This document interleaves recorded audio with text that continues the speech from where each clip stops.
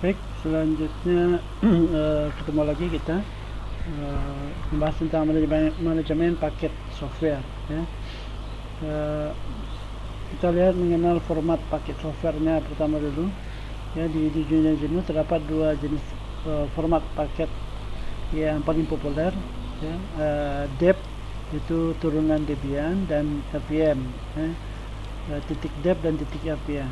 Ini kemarin sudah kita bahas apa saja yang masuk turunan Debian dan turunan Red Hat misalkan.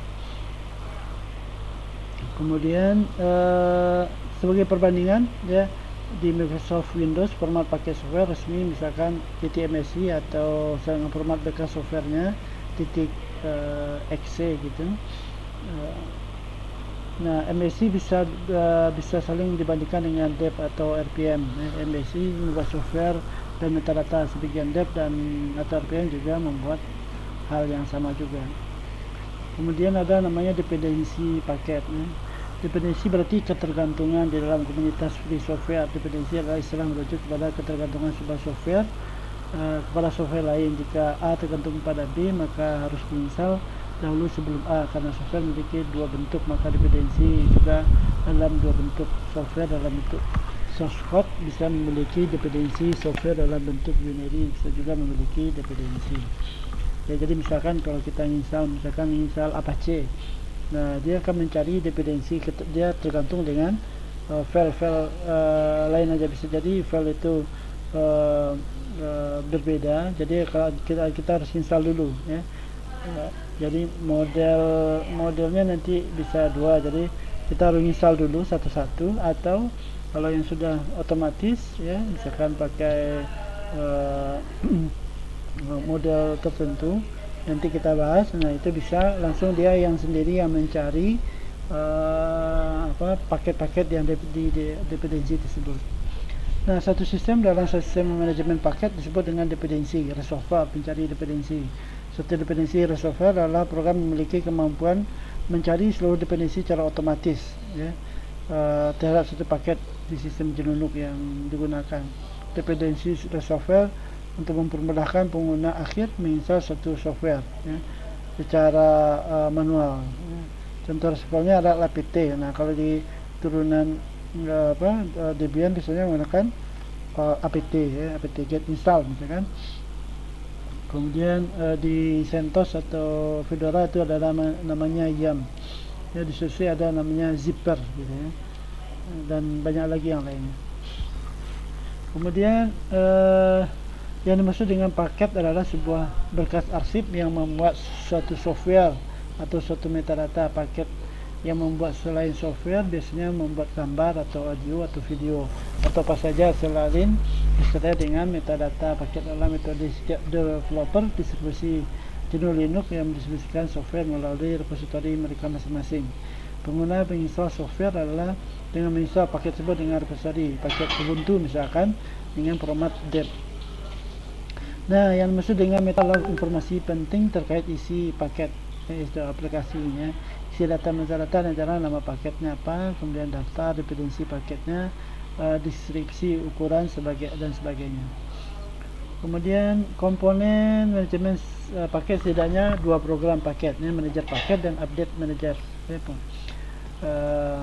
Manajer paket ya untuk install, untuk remove dan lain. Kalau update berarti untuk update aplikasi.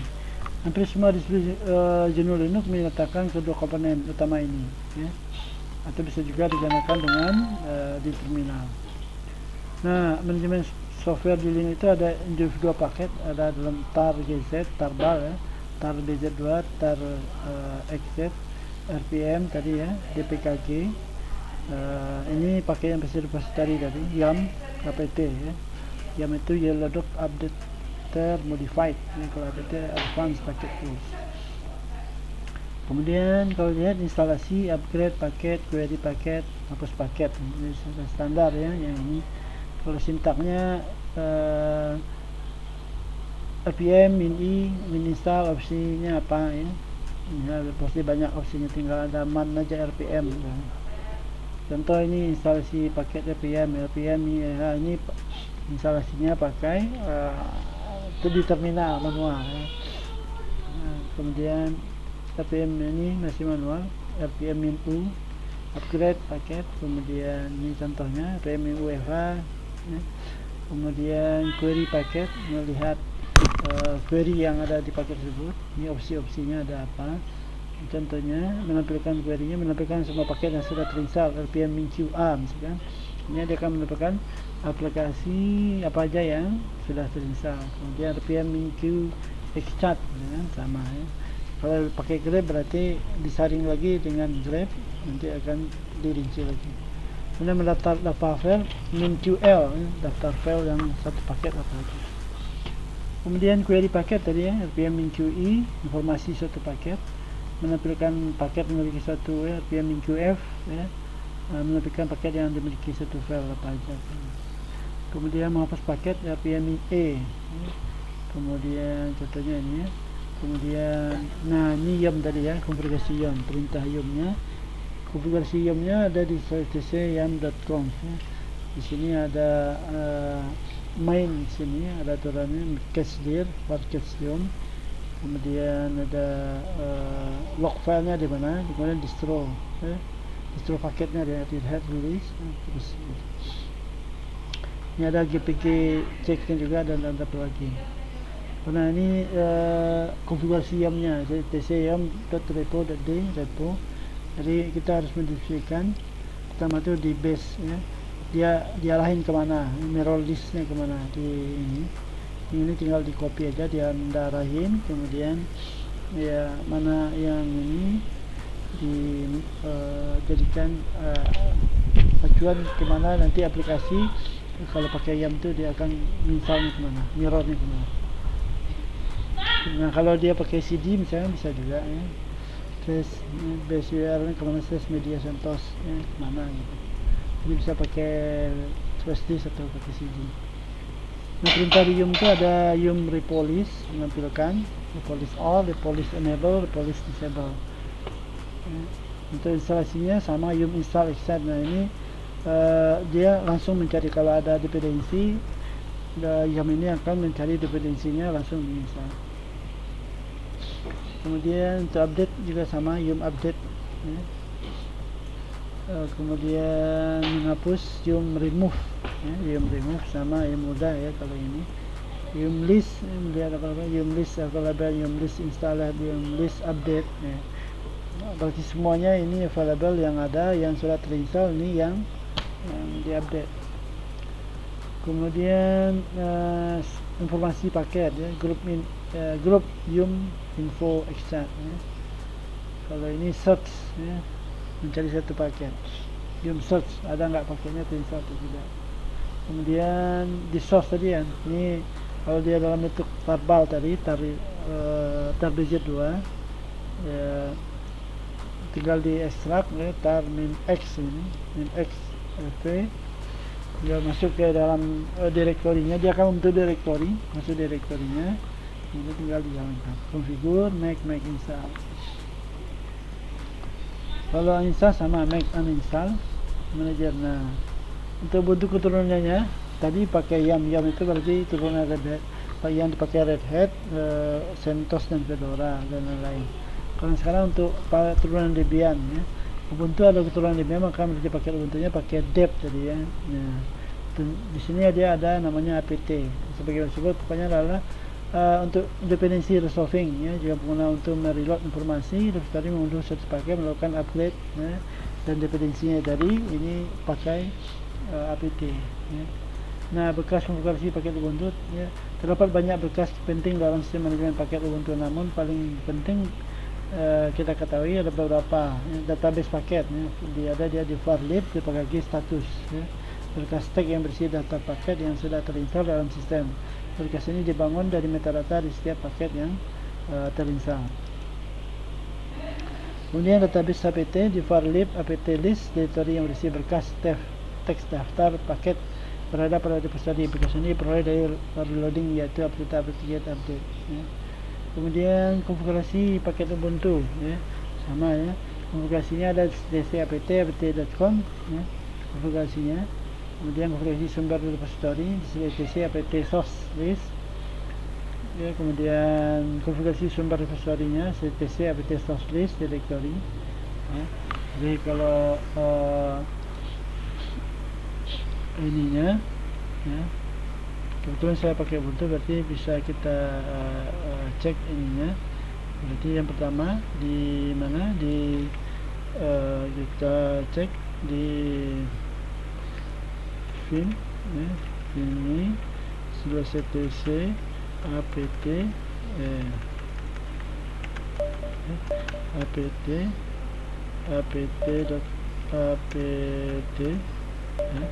Nah, ya.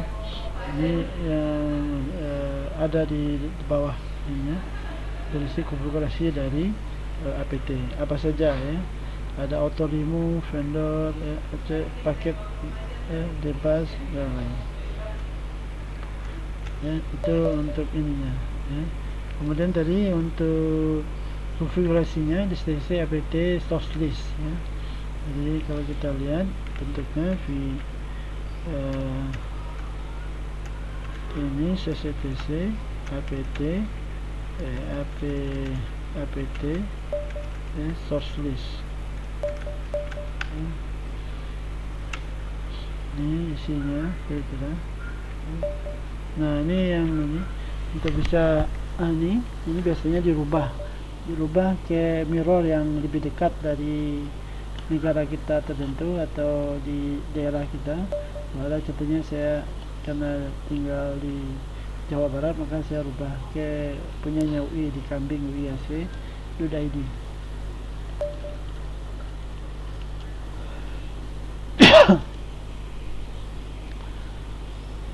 Nah, ini isinya yang tadi ya, sudah kita lihat tadi. Fungsinya seperti ini, dia terdiri dari ada multi-force ya, restrict main, restrict universe, multi-force ya. Kemudian ini contohnya repository lokal Ubuntu. Ini punyanya Kambing, bisa Anda arahin ke sini. Ini yang punya ITB. Ini Prince ACD-nya Kebo. Namanya Kebo, ini Kambing Kebo. Nah, kalau penjelasan dari repository-nya ya, ada tadi ada universe ya. Di universe itu maksudnya lah repository ini juga terdiri dari perangkat lunak free open source, tetapi di Ubuntu tidak menjamin update keamanan Google untuk perangkat lunak dalam kategori ini. Perangkat lunak dalam kategori ini dikemas semula oleh komunitas open source. Repository Universe memiliki sejumlah besar perangkat lunak open source karena memungkinkan Anda memiliki akses sejumlah besar perangkat lunak melalui apt-get paket tadi. Kemudian ada multi-force ya, berisi perangkat lunak yang bukan force ya, bukan free dan open source karena masalah lisensi dan hukum.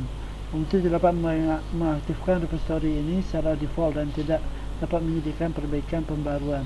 Terserah Anda memutuskan apakah Anda menggunakan repository ini atau tidak ya. Kemudian ada restricted ya, Ubuntu ini cuma menyediakan hanya perangkat lunak free dan open source, tetapi itu tidak selalu mungkin khusus, tapi bisa mengikut perangkat keras pendukung. Repository terbatas terdiri dari driver berpemedik, pembaruan dan penambahan bug dilakukan oleh perusahaan pemegang hak milik dari software. Kemudian ada partner, repository terdiri perangkat lunak yang memiliki di paket Ubuntu atau mitra mereka sebelumnya menggunakan menyediakan Scapy atau lain-lain. Ini contohnya untuk update repository. Sudah tadi sudah kita lihat isinya. Ini perintah untuk upgrade, apt-get upgrade, apt-get full upgrade. Remove ya, apt-get install untuk install, apt-get remove untuk menghapus, install juga apt-get install. Kemudian search pencarian, ini apt-get search tadinya. Kemudian apt-get catch ya, maka pakai menggunakan apt-get checks ya, diagnosis ini sini untuk mengupdate paket atau ada masalah, clean up ya, atau remove. Kemudian ada apt-get improve atau remove. Jadi ada beberapa remove ya. Kalau auto remove dia akan remove ya, ini paket ya, secara otomatis. Kemudian satisfy dependency ya. Kemudian pergi ya. Remove this paket atau all paket ya, dengan dependensinya. Jadi source ya, get to the source, kemudian content of Debian file, bisa ada apt file update, kemudian apt file this, ini contohnya ya. Kemudian sama ya, karena DPKG dan apt adalah program konsol developer membuat software basically fungsinya sama ya. Jadi ada DPKG, kalau yang dulu DPKG sekarang bisa pakai apt gitu. Ini contohnya kalau menggunakan GUI ya, General User Interface ini tinggal masukin ininya software, nanti kelihatan software, kita pilih ini untuk softwarenya, kemudian di sini ada ini laser ya, kita hilangkan channel tentang mana yang akan kita gunakan, kemudian ini update ya, dimana aja, user paket automatically atau bagaimana, synapticnya ya, ini synaptic sudah kita install ya. Ini untuk synaptic ya, sama juga synaptic ini desktop langsung ya. Anda tinggal cari paket apa yang mau diinstal ya. Apache misalkan, Apache nanti dia akan menampilkan Apache ya. Kemudian tinggal Anda diinstal aja lagi, tinggal klik dan di mark, udah ya, tinggal di apply. Mulai Anda apply ya, tinggal dia nanti akan terinstall ya. Kemudian ada juga di Ubuntu Software Center ya, di grafis juga, tinggal dicari ya, Anda buka Ubuntu Software Center, nanti ditampilin beberapa kategori, tinggal Anda pilih, kemudian dicari softwarenya yang pengen Anda install. Ini contohnya kompres ya, tinggal di install gitu ya. Ini remove dan permission juga ada ya. Nah, begitu dulu untuk pertemuan untuk manajemen paket software. Mudah bisa dipahami. Assalamualaikum warahmatullahi wabarakatuh.